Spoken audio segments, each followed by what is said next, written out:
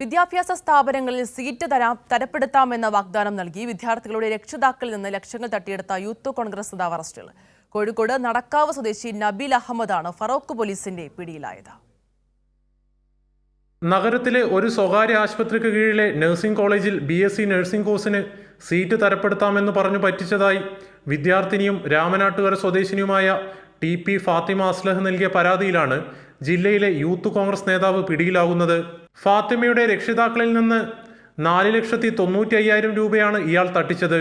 അധ്വാനിച്ചുണ്ടാക്കിയ പണം നഷ്ടപ്പെട്ടതിൽ ഉപരി മകളുടെ ഒരു വർഷം നഷ്ടപ്പെട്ട വേദനയിലാണ് ഫാത്തിമയുടെ പിതാവ് സുലൈമാൻ. 3 ഗഡുക്കളായിട്ട് അടയ്ക്കേണ്ട പൈസ 4,95,000 വാങ്ങിയും പിന്നെ പറഞ്ഞ് അടുത്ത മാസം ചേർത്ത ഇങ്ങനെ 15 ദിവസം 20 ദിവസം ക്യാപ്പ് ഇങ്ങനെ ഇട്ടിട്ട് ഓനിങ്ങനെ നീട്ടി കൂട്ടി ഓനെ സെപ്റ്റംബർ ഒക്ടോബർ വരെ വന്ന് ഒക്ടോബർ മാസത്തിലാണ് ഓൻ്റെ വിളിച്ചാൽ ചോദിച്ചാൽ എന്താ തീരുമാനിച്ചപ്പോൾ സീറ്റ് ഇല്ല എന്ന് പറഞ്ഞു. VD സതീശൻ, രമേശ് ചെന്നിത്തല ഉൾപ്പെടെയുള്ള ഉന്നത കോൺഗ്രസ് നേതാക്കളുമായി അടുത്ത സൗഹൃദമുണ്ടെന്ന് ആളുകളെ വിശ്വസിപ്പിച്ചാണ് ഇയാൾ തട്ടിപ്പ് നടത്തിയത്.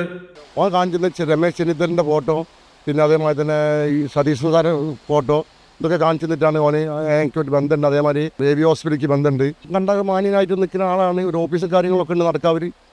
ആ നടക്കാണ് ഞങ്ങൾ പൈസ കൊടുത്തത്.